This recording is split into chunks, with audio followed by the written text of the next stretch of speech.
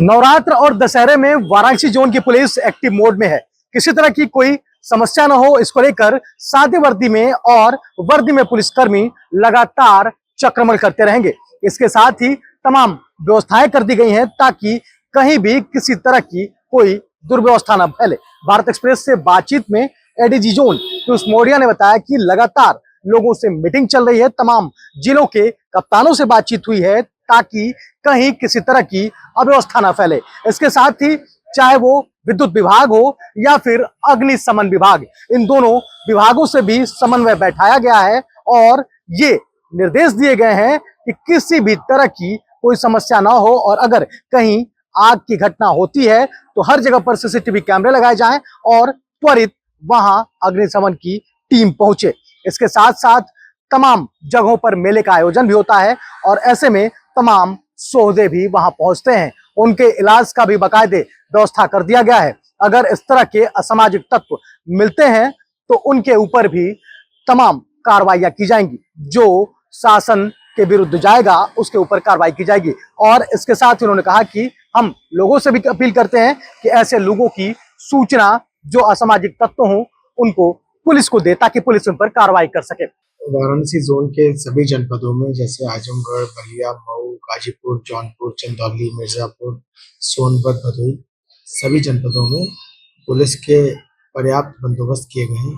उन सभी स्थानों पर जहां धार्मिक कार्यक्रम संपन्न होते हैं, जितने भी हमारे दुर्गा पूजा के पंडाल हैं, उनमें उनके आसपास पुलिस की पेट्रोलिंग की जा रही है। आयोजकों से बात करके सुनिश्चित किया गया है कि किसी भी प्रकार की कोई यदि कमी वो महसूस करते हो और पुलिस से किसी व्यवस्था की अपेक्षा करते हो, उन अपेक्षाओं को विधि अनुसार पूर्ण किया जाए। साथ ही उनसे वार्ता करके उन्हें ये भी बता दिया गया है कि जो मूर्तियां स्थापित होती हैं वो किस साइज की हो, इस प्रकार की हो कि उन्हें वहाँ से विसर्जन के लिए ले जाते समय कोई दिक्कत ना हो, किसी प्रकार दुर्घटना ना घटे और बड़े ही स्मूथ तरीके से जो है विसर्जन किए जा सके। जहाँ जहाँ पर मूर्तियों के विसर्जन होंगे वहाँ पर भी पुलिस की व्यवस्था की गई है, घाटों पर और जहाँ पर जो कृत्रिम स्थान बनाए गए, पॉन्ड्स बनाए गए हैं विसर्जन करने के लिए। आयोजन समितियों से बात करके उनके वॉलंटियर्स और हमारे पुलिसकर्मी मिलकर यह सुनिश्चित करेंगे कि क्रमवार तरीके से, व्यवस्थित तरीके से मूर्तियों का विसर्जन हो। साथ ही जब रावण दहन का कार्यक्रम होगा विजयादशमी के अवसर पर, उस दिन भी यह सुनिश्चित किया गया है कि गैर परंपरागत स्थानों पर कोई कार्यक्रम ना हो। सभी कार्यक्रम उन्हीं स्थानों पर रावण दहन के हों जहां पर पूर्व में होते रहे हैं। सार्वजनिक स्थल पर आवागमन बाधित ना हो, यह भी प्रयास किया गया है और हम लगातार अपने पुलिस बल के साथ पेट्रोलिंग करते रहेंगे, सुनिश्चित करेंगे कि शांतिपूर्ण तरीके से सारे धार्मिक कार्य संपन्न हों। सर, एक चीज और देखा जाता है कि अक्सर जैसे जहाँ मूर्तियां रखी जाती है वहाँ दीप वगैरह भी जलाए जाते हैं, तो आग से बचाव के लिए क्या कुछ निर्देश दिए गए हैं?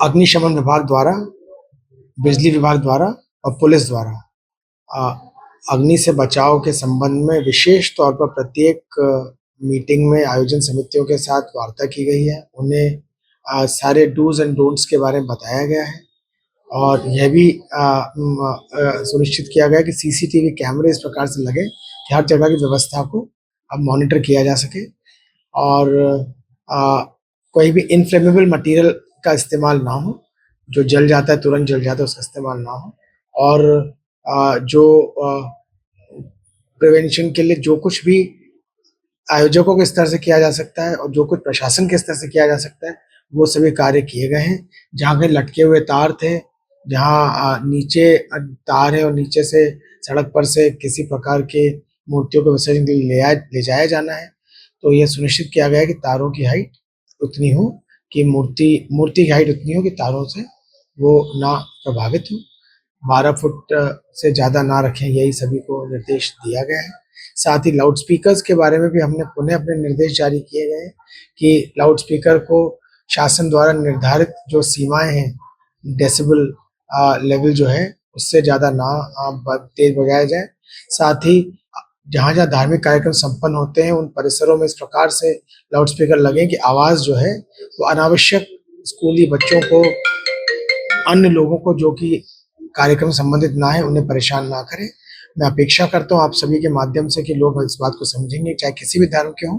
हमें सुनिश्चित करना है कि शांतिपूर्ण तरीके से नियम अनुसार सारे धार्मिक कार्यक्रम संपन्न हो और हम कोर्ट के आदेशों का, शासन के निर्देशों का और हमारे माननीय मुख्यमंत्री जी की अपेक्षाओं का पूरा ख्याल रखेंगे। सर एक चीज और देखा जाता है कि 9वीं और 10वीं के दिन कई जगह मेले का आयोजन होता है, जिसमें तमाम युवा ऐसे भी होते हैं जो तमाम सीटियां बजाते रहते हैं, बड़े बड़े जो मिलते हैं खिलौने टाइप में, जो बहुत नॉइज करते हैं। तो उनके लिए क्या आप निर्देश देना चाहेंगे और उनके लिए क्या करना चाहेंगे? सादे में और वर्दी में महिला और पुरुष पुलिसकर्मी सभी ऐसे स्थानों पर लगातार भ्रमणशील हैं जहां पर भीड़ काफी होती है और जहां इस प्रकार के असामाजिक तत्व भी मौजूद रह सकते हैं। मैं आपके माध्यम से सभी लोगों को बताना चाहता हूं कि सभी शालीनता का परिचय दें, अपने ऐसे सभी कार्यक्रमों में शामिल हों और यदि कोई भी कानूनी सीमा का उल्लंघन कर, कानून का उल्लंघन कर ऐसा आचरण करता है जो कि सामाजिक अपेक्षाओं से परे है,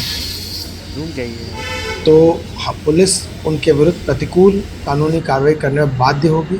सख्ती से हम कार्रवाई करेंगे ऐसे सभी असामाजिक तत्वों पर जो हमारे यहाँ डिस्टर्बेंस पैदा करते हैं। और मैं समझता हूँ हमारे जो जनता के लोग हैं वे भी ये सुनिश्चित करेंगे उनके आसपास यदि कोई इस प्रकार के लोग हैं चेतावनी दें या फिर हमें बताएं जिससे कि हम उनके विरुद्ध कार्रवाई कर सकें। कैमरा पर्सन आप लोगों के साथ राहुल पांडे, भारत एक्सप्रेस, वाराणसी।